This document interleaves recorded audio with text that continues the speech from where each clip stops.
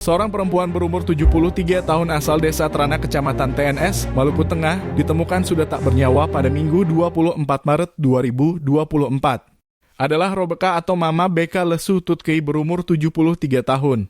Warga desa Trana ini ditemukan sudah dalam keadaan tidak bernyawa di hutan desa Trana, Kecamatan TNS pada pukul 07.30 waktu Indonesia Timur.